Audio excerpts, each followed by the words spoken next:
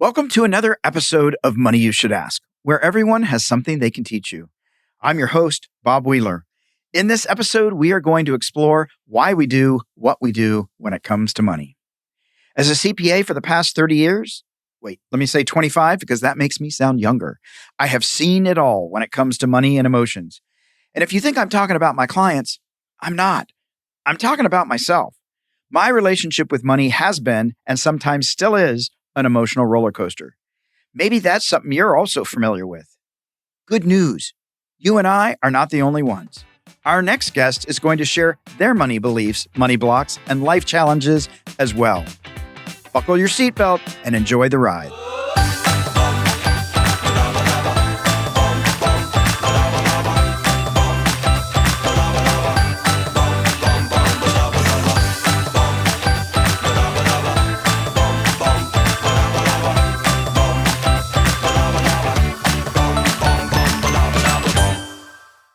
Our next guest is Myles Wakeham. He's an Australian who migrated to the USA in 1989 and has since become a multimillionaire. Lives a 100% unconstrained life, no jobs, etc., yet never graduated high school, let alone went to college. He's a self-made business-focused technologist who was one of the early members of biotechnology corporation Amgen, now the largest biotech company in the world. He's made a fortune on Bitcoin since 2011 and owns a portfolio of rental properties. Myles was one of the few survivors of a massive auto accident in the outback of Australia in the 1990s, which forced him to question life, purpose, and direction. Since rebuilding himself from that, he knows how to handle and mitigate adversity, including taking advantage of medical tourism all over the world for major surgeries. He has honed those skills to live a life unconstrained.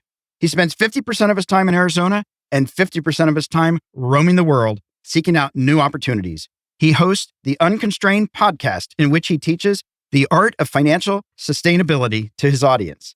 In 2021, which is not that long ago, he and his wife bought a large compound in central Mexico with a bullfighting ring on it. And they're in the process of demolition and development to turn it into a luxury home and world-class recording studio. Just another one of his many adventures. Myles, welcome to the show. Thanks, Bob. Thanks for having me. Well, I got to start off with, because some people, I love my audience, but I'm speaking for me because I'm not as bright as my audience. What's an unconstrained life? Well, it's having your time that you're in control of. I think ultimately that's the one thing in life that we have a finite amount of. I've always said that, you hear that common phrase that the guy dying on his deathbed is never really worried about how much money is in his bank account. And I've always tried to be the guy who doesn't want to live my life in regret. So being unconstrained means I've got control of my time, and what I do with it, that's on me. But I'm not a guy who believes in bucket lists. I think that you should just go out there and do what you want to do. And if anything is going to get in your way of doing that, you need to find a way to break it down.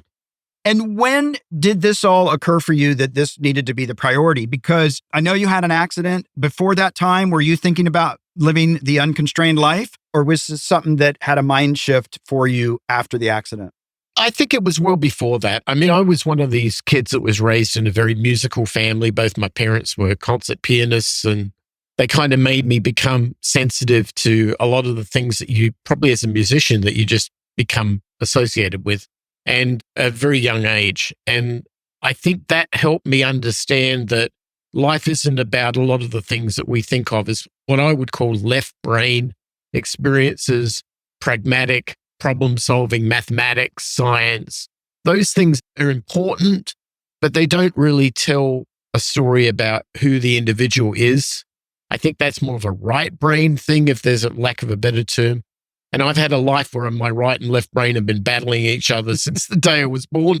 Yep. And they still to this day, one wants to drown the other one out. Sure. But I think with all of that said, the idea of freedom and the idea of needing to be able to be unconstrained, to be able to roam freely, has been something that is really deep in me. I don't know if there was a moment as I could go back in time to say why that's the case. I just always felt that it was our life purpose to be able to go and live the richest possible life we could, and just to be sensitive to everything that's going on around us so we can see opportunities for what they are as they present, which they do all the time. Yeah. And do you think growing up in a musical family that was more about, I'm going to imagine that it was more about creativity than having a lot of money in the bank, but there may have been both. Do you think that that was an advantage for you in that environment of having the creativity? Because a lot of people don't grow up with either. They don't grow up with a lot of modeling around money. And we're also not always nurtured to go into our creativity because it doesn't pay the bills.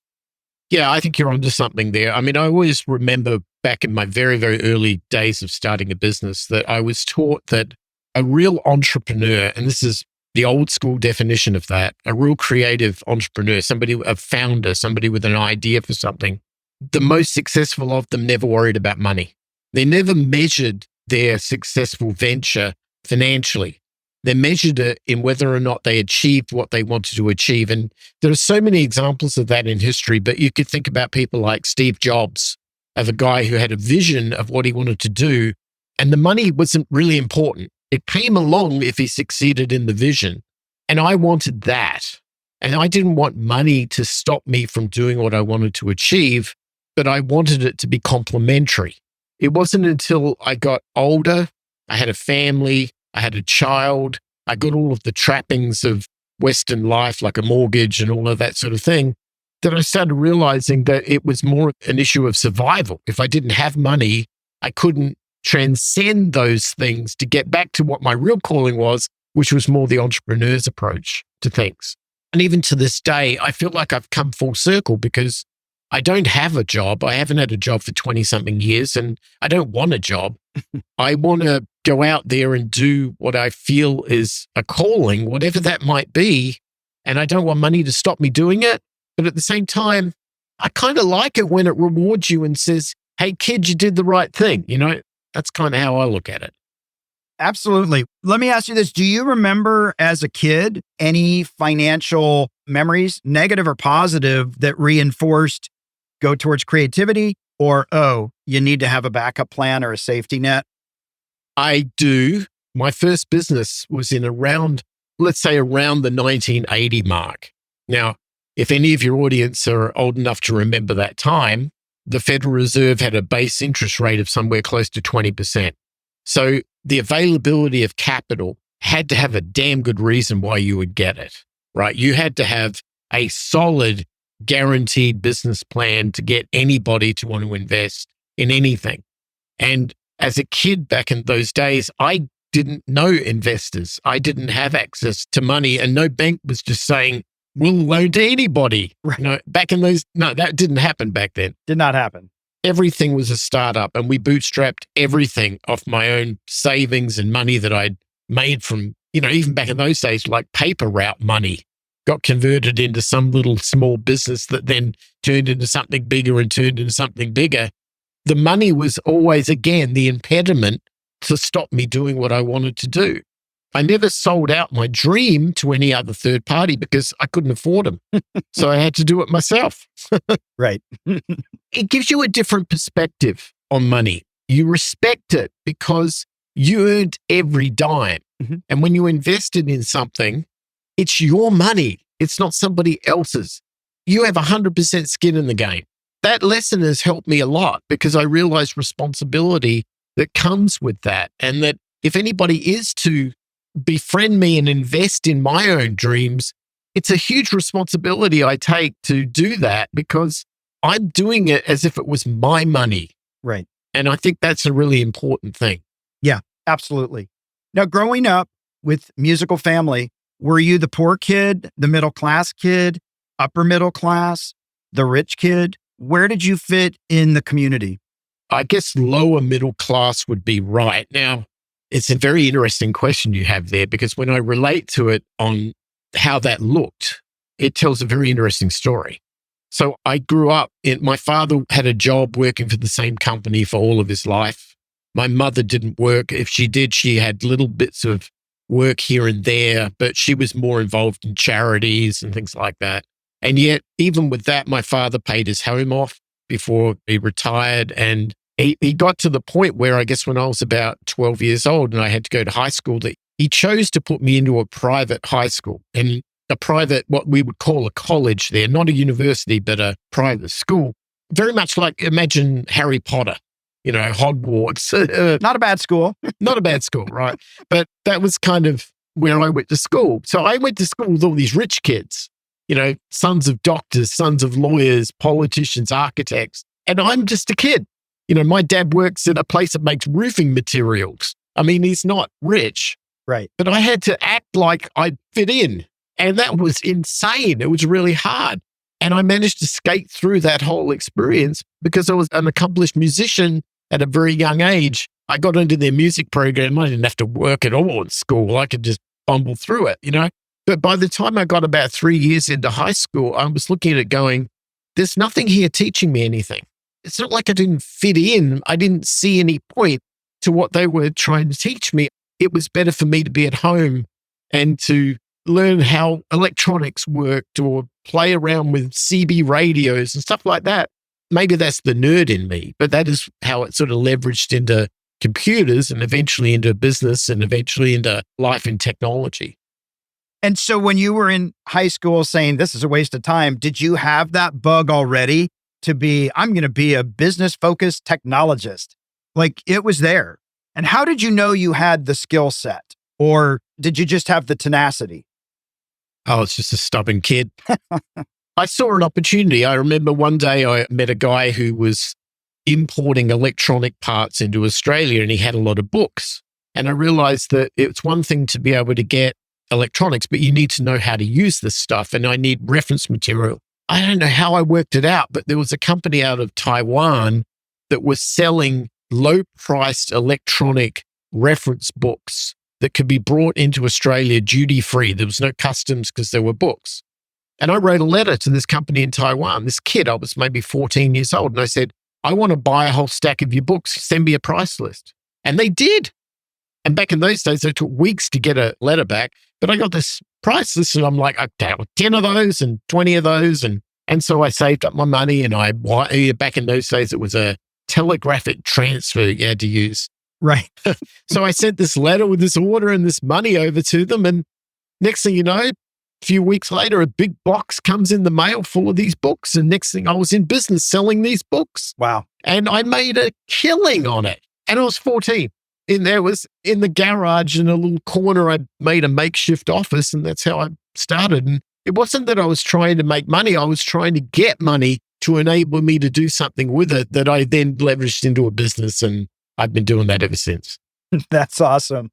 Now, when you decided that school was not for you, were your parents disappointed? Did they just say, yep, that's cool? Like, what was that conversation like when you had that realization? It was a yep, that's cool moment, which I couldn't believe that. I said to my father, this is insane. I discovered this thing called a computer. It was like 1977. The first ones ever came out and I got one because I saved up this money. And I said, I want this to be what I do. And there is a window of opportunity that's very, very slim right now for me to master this machine because there were no universities teaching this stuff. And this was something I knew was going to be in big demand. And I don't know if I just pitched it the right way, but he bought on it. He said, okay, kid, fine, by me, I'll save a ton of money, not having to send you the private school. Go and do it. But, you fall down, you pull yourself up. I'm not digging you out. And I said, yeah, okay. In Australia, that's the norm. I come from a country where little insects on the ground will kill you. And snakes are in every corner and don't go swimming in the ocean because the shark will eat you. I mean, yeah, this is how we're raised. So it's always on us. So if I go to somebody and I ask for permission to do something, it's with the complete understanding that good or bad, I own it. Yeah. And I think that was kind of the key that I had to sell Kim on, that I'm going to own my mistake or I'm going to own my success. And now it's on me. And with his blessing, he let me do it. That's awesome. A lot of parents here in the US would be having a coronary and would be thinking this was a reflection of them. And it would be all about the parent, not even about the kid. So yeah, that's just incredible that your dad saw this or he took the bait and let you go your own way. Now, you started selling the books, you started doing the computers. Did you have any financial setbacks? Did you have any businesses that, oh man, it didn't go quite the way you thought? Well, there was always that. I mean, cash flow was king. And that's the one thing I learned early on running a business. When I first actually established a business, like rented offices, ended up having 6 people working for me. We were writing software for all these big organizations, and I was a kid. Right. But they couldn't see the kid. All they saw was an ad in the yellow pages. And, so the Attorney General's department who needed some software written would call this number up in the yellow pages and we'd answer it. And they didn't know who they were dealing with until I rocked up into their conference room and said, "Hi, I'm the guy." And they're like, "Oh my God, what have we done?" It's a kid. I'm like, "Well, you tell me any other kid out there who's done what I've done." And I said, "If you have any issue with that, find somebody else." And they said, "No, he's right. Yeah. There weren't anybody else. Supply and demand." So I sat down there and I did a damn good job and I wrote the software they wanted. And then they said, "We're going to keep this kid around and we just keep feeding him work." But the problem is everybody else did it too. I was working for a submarine manufacturer. I wrote their invoicing software for a $5 billion, billion with a B, contract to the Royal Australian Navy out of a software I wrote on a Macintosh. Wow. That ran that. I had a partner, he was a failed biologist who decided he wanted to become a software developer. We ended up writing the cryogenic freezer storage systems for the universities that I probably would have gone to if I stayed in school. And here's the kid who didn't even finish high school. I wrote your freezer storage system, dude. I mean, how much irony is that? But this was life in the 80s. I mean, I came to the US in 89, so I don't know what it was like 10 years prior, but in Australia, it was the Wild West. Yeah. You created the industry you were in and you built it, and it didn't matter what your credentials were. It's what you could do. Right. And I love that. But that pragmatic idealism is something that it strips away anybody telling somebody, "I can't make it here because no, they won't give me opportunity." It's like, I'm sorry, you make your own opportunity, right? Right. See something, go for it. Don't worry about how old you are, what your gender is, what your race is. None of that. Just do it, right? Yeah. Because they don't know who the hell you are on the other side of a web page. Just do it. That's awesome. Well, how was it? I would imagine some of the people working for you were older than you. Oh, way older. Way older. So how was that, giving direction to potential people that could be the age of mom and dad? I don't give direction. What I do is I surround myself with people better than me so that I raise up and I empower them to do what they need to do. I give them a mission. I give them a set of measurement success factors. Like, if you know you're on the right path, if you hit these points, go. It's not up to me to tell them how to do that. That would be disrespectful for them. Mm-hmm. But if I empower them, guess what? They don't work for me. They work for themselves. Right. And the second that I realized that the key to motivating somebody is to make sure they understand and they think that they're doing it for them. Mm-hmm. That's when I got extreme results. Yeah. Did you have to ever let anybody go? Oh, many times. Yeah, many times. But it was always something where I didn't really have to explain myself. I could just say, you screwed up. You did it. You did it here. And then 2 weeks later, you did it again. And I ain't paying for this. So out of here. Yeah. I didn't ever feel I was being disrespectful or nasty to anybody, but I made them understand that they have to own their own mistakes.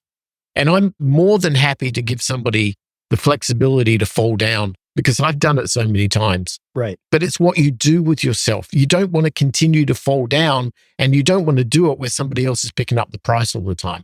Right. That gets expensive. Big time. Now, you had this accident in the outback of Australia, and it forced you to think about purpose and direction and all these things. Can you share a little bit about that? Initially emerging from and realizing, hey, I just survived this crazy thing that a lot of people didn't. And then what was that like in that period after? Well, leading up to that was interesting. At the age of 25, I had come to the United States and I ended up getting married. And I lived here for 6 years, 6 years, something like that. And then I had all of these hopes and dreams of things that I was doing in the States, and they were going extremely well. And then all of a sudden, I got a phone call that my mother had a car accident in Australia and I had to return back. And with that, I had to take my wife at the time back to Australia, and we had to try to create a life there while I was looking after my mother.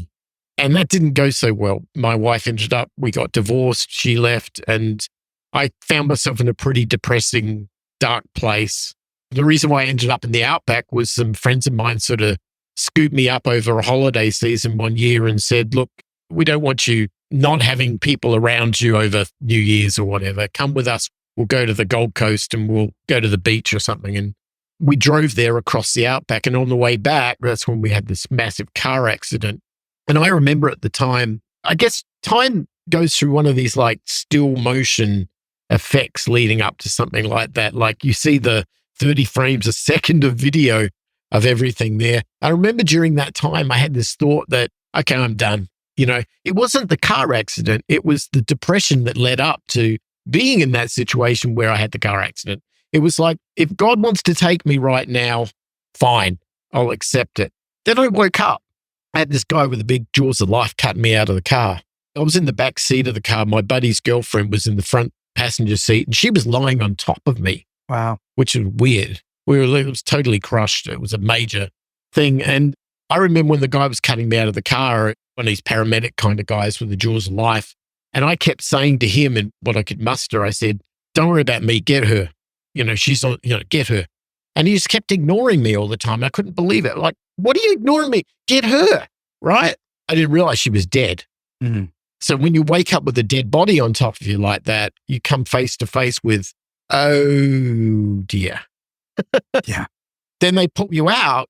And at that point, I remember when I did wake up, I did this sort of mental check. I said, okay, fingers, do they work?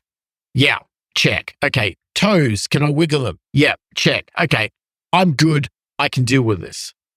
And that's when they pulled me out. I didn't realize the level of extent of injuries I had at the time, but I knew that if I could use my fingers and I could feel my feet, that I had a core that would survive this as it happened. That was what happened. But coming out of that, I then dealt with all of these issues that were outside of me, like the government healthcare system, which kind of let me down, and the insurance companies, which were horrible to deal with. And years of this went on afterwards while I was still disabled, could barely walk. You know, I'd lost most of the sort of left side of my upper body was destroyed. And it was just this constant thing. But I always said, I can get through this, you know?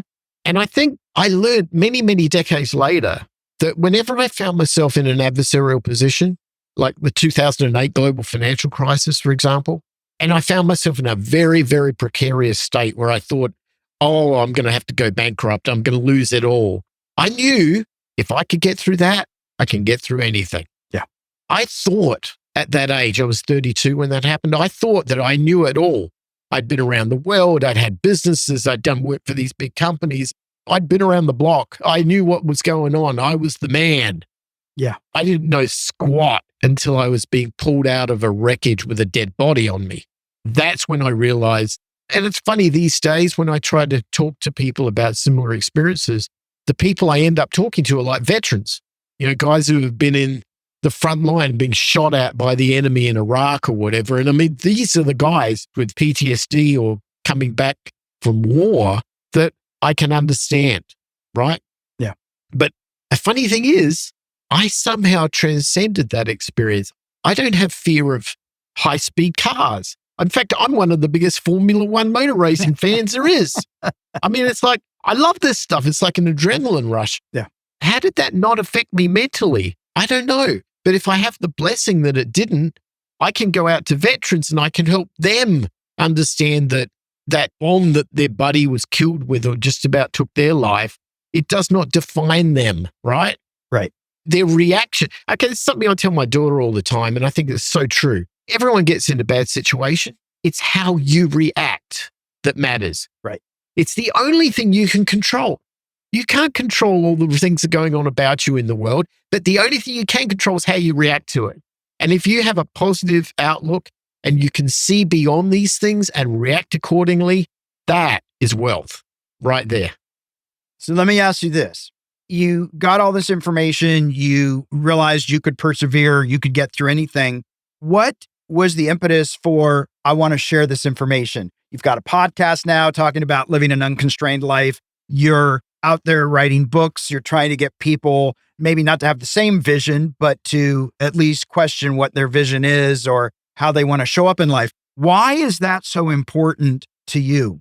I came from a place and a time which was extremely atypical to where I ended up in the United States. And the first realization of that was when I got through the immigration process here and I eventually got my right to work, like a green card. And my first job was at this crappy audio rental place in Southern California. But it was nice guys, they were really good people. And I remember I was having lunch with this guy he was the only guy in the company, about 50 people working there. He was the only guy in the company that wore a shirt and tie to work every day. Not a very Californian thing at all. Yeah. And his name was Julian. And I remember we'd sit down and for some reason he's kind of befriended me because I was kind of an oddball there too. And we'd have lunch and I'd say, Julian explained to me his life. He said, I went to university, I got a degree. I ended up working for, I think it was like Lockheed Martin or one of these big defense contractors. I was an expert in quality control on aircraft navigation systems or something like that. And he thought he'd made it, right? He thought this was his thing. And then they shut down all the defense contracts. I think around about the Clinton era, there was a lot of budgetary cutbacks in the military and he ended up on the street and he had to take the only job he could take. And I'd sit down and say to him, so why are you here, Julian? Why did you come here? And he goes, healthcare. I've got a family that needs medical care and my daughter, I don't remember what ailment she had, but she had an ailment that needed hospitalization and needed medical care. And I have to take this job because I've got to look after my family's health. I need to be able to take her to the hospital. And I'd come from a country where medicine was free. Right. It was just with abandon, you could get it, well, in most cases. And I saw that and I said, that's not right. You shouldn't have to sell your life out because of this thing that you had no control over. That, well, who's here to help you, Julian? And he's like, nobody. It's all on me. I'm like, I know what all on me looks like, but that ain't it. Right. That's not fair. But anyway, fair, I guess, doesn't really matter anymore. Not really. I think at that point, I started realizing that everybody else that I started talking to and were having lunch with, they had the same story. They went to school. They then went to college. They took on enormous amount of student loan debt. They came out of college. None of them worked for what they studied for in university. None of them. Yeah. I got people who they studied psychology. Oh yeah, I'm an event planner. What? The only people who actually did were people that were in hardline professions like doctors, lawyers, accountants, architects, where their tertiary skills were part of what they were doing. But for 70% of the people, nah, it wasn't like that. But they're carrying around 100 grand debt. I thought, okay. And then they'd go and they'd get this mortgage. They'd go get a house. They'd raise a family and they'd want to buy a house. And some banker was telling them, you deserve a house. You deserve the next 30 years of your life being in debt to me. Yeah, exactly. And I'm like, well, does anybody know what the literal French translation of the term mortgage is? It's death contract. That's what it translates to. Wow. Mort is death. And why is nobody seeing this setup? What's going on here? The 18-year-old kid at the kitchen table with the parents is being told to sign the student loan contract, and that kid can't go into the bar and get a beer. He's not old enough yet, and yet he's signing the 100 grand of debt away. I'm like, that ain't right. And then now you've got people out there signing their life away for the house that they probably can't afford because somebody told them, well, the interest rates are low enough that you can probably afford the payment. Yeah, but the next 30 years of your life, you've given to somebody else. Your freedom is gone. Your ability to go and say, I feel like I'm going to move to Thailand tomorrow. No, you got a house, right?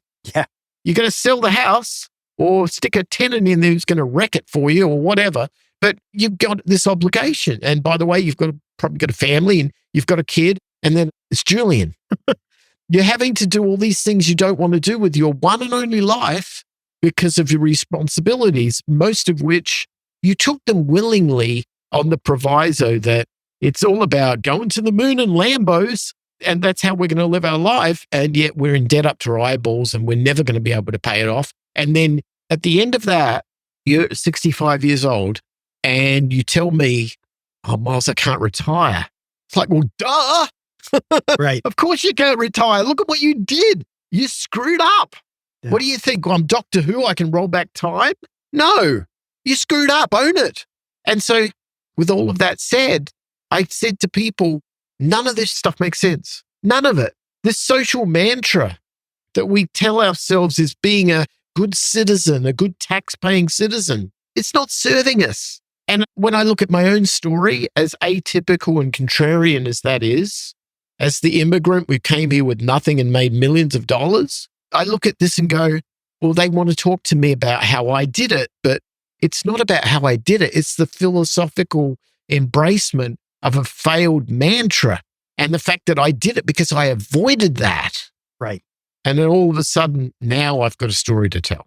Yeah, absolutely. Well, I definitely think many people are educated to be sheep and to buy into the story. And that if we can dismantle that mindset, there's a whole world of possibility out there for sure.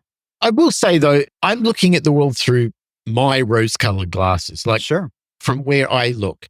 And I have to be respectful of the fact that I know so many of my friends are extremely successful doctors and lawyers, and they're wonderful people, and they're incredibly bright, smart, and they're great at doing what they do. And I love hanging around with them. And they would refute everything I'm telling you. Right. The problem is, if you look at them as a percentage of the working population, they're 1 or 2%. Right. The other 98% would not agree with them. And that's the people who tend to listen to my words. Yeah, that's awesome. Well, Myles, we are at the Fast Five. So we are going to shift energy real quick. The Fast Five is brought to you by Cube Money, which is a cash envelope system made easy. Real-time financial awareness without the hassle of tracking expenses and carrying cash. So, Myles, I'm going to throw some questions out to you, and let's see where we go. What's the best medical tourism trip you ever took? Guadalajara, Mexico. I had a complete shoulder replacement done. I was quoted $160,000 to get it done in UCLA in California. It cost me $9,000 out the door. Best ever job I've ever had in my life. And you got to have some fun and some tacos. Gotta love them tacos, man. Gotta love the tacos. Besides possibly taxes, what's the one thing you really don't like to spend money on? Wasting time. Anything that just is a distraction away from what I'm trying to do in my life, I feel is a wasted cause of investment in money or time. So I have to look at each situation different because they're all unique. But those are the things I'll avoid. What emotion do you experience most? I guess this is my musical sensitivity. I am very sensitive to other people's situations, whether it be good or bad. Yeah. Music. Yeah. I'm a big fan of the creative arts and the importance they play in the world. I think they're not given enough value. With all the success that you've had, do you still pay attention to your budget? Oh, absolutely. Every day I pull down my banking numbers in my QuickBooks and I update my spreadsheets every single day. That is awesome. People, listen, do your budgets, do your budgets. What's one financial habit of yours you would like to change? I have a problem that I get on a project with a purpose, a mission, whatever I'm building, and I forget about the money. And that ends up biting me in the butt when I get to the finishing line. I just don't quite have enough to get over it. I need to be a little more realistic. Yeah, I hear you. So we are at our sweet spot, our M&M moment. And I'm wondering if you have a practical financial tip or a piece of wealth wisdom you could give our listeners that's worked for you. I do. When you come from Australia, we all live on the coast, at least I did. You become very good as somebody who likes to go and swim and the beach. It's in your blood. And one of the things that as a teenager I did was I learned how to surf. And it was the best lesson in life I ever learned. And the way it worked was that I would go out into the ocean with all my mates with these surfboards, and we'd pretend that we knew what we were doing and we didn't. And we'd constantly get beaten up by these massive waves and the surfboard hits you in the back of the head. And you do this day after day after day, and you wonder, what is going on? Why am I doing this? Why is it that some people out there seem to be able to ride any wave without any issue, and I can't do it? But you persevere. And I kept going out there. And one day I worked it out and I became a reasonable surfer. What I worked out was that the universe has this nature of waves, everything in balance, ups and downs, north and south pole. If we didn't have the axis of the planet, we couldn't spin and we would be destroyed. Everything has to be in balance. And waves are no different. Waves have an incline and they crash, and then they go away. I looked at that and I realized that the only way that you ever catch a wave as a surfer is you have to be ahead of it, you have to be paddling in front of it, and you have to be picked up by it. When I realized that, I started understanding how many other parts of the world that applies to. And I realized that the biggest part of the world that applies to is money. If you're somebody who studies charts, you see things going up and down. You see the waves. And the old buy low, sell high metaphor is very simple. But when you bring it back to a universal truth, and that is if you're at the bottom of a wave and you see it inclining and you position yourself to take the opportunity of that, the wave itself and its own energy will do all the work and you don't have to do a thing. When I learned that, I made $1 million instantly because I had to understand there are always waves, but it's where you position yourself and get picked up by them that determines the ride. And it's the ride that you want. Case in point, I bought some real estate in Australia many years ago because I had heard that was in a country town that was going to be connected to the city because the government were going to drill through a mountain and put a tunnel there. So I bought those properties in the country town before the tunnel was there. I picked my wave. Right. The tunnel was built. I sold those properties 5 years later for 3 times what I bought them for, all because of timing. But it's not to just say buy low, sell high. Yeah. It's to not pay proper attention to what's really going on. Everything is in balance in this universe. And when you pick the point where you enter something and you know the point where you exit it, that's when you make money. And that's when you do really, really well for yourself. And at the end of the day, life's about enjoying the ride. Totally. It's totally about enjoying the ride. Well, Myles, this has been such a great conversation. You know, one of the things that I'm aware of is you didn't do it the typical way. Most kids can't go to their parents and say, I'm going to stop the school thing. But even along the way, you had support, but you also, all along the way, it really sounds like you were willing to take responsibility and be accountable for your successes or your failures and not putting that on anyone else. And even with the accident, taking away the life lessons versus the trauma and the PTSD from that. But for whatever reason, being able to be resilient and moving beyond it. So I really appreciate that you're out there sharing the message because I do agree that a lot of people out there don't know any better. They're just following the mantra that was shared with them, which was get a job, buy a house, have some kids, stay in debt, repeat the cycle. And going out there and challenging people that there might be another mindset and there might be another way is a great service to all the folks out there that want something different. So where can people find you online and social media? Where can people find your podcast? You've got a book coming out. Unconstrained.com. I created this website and it's the feeder to all of that. If anyone wants to find out about me, my blabbering on my podcast and all of that, beunconstrained.com. They can read my articles there. They can subscribe to the podcast. They can read it all. They can consume it all. And I'm a big open source kind of guy. I like to give information out for free because if it helps somebody else, I've done my job. Awesome. Well, we will definitely send everybody there. Myles, thanks so much for taking the time. I know you got to go tear down a bull ring and get your project underway, but thanks again for joining us. Appreciate it, Bob. It's an honor to be on this show. Thank you.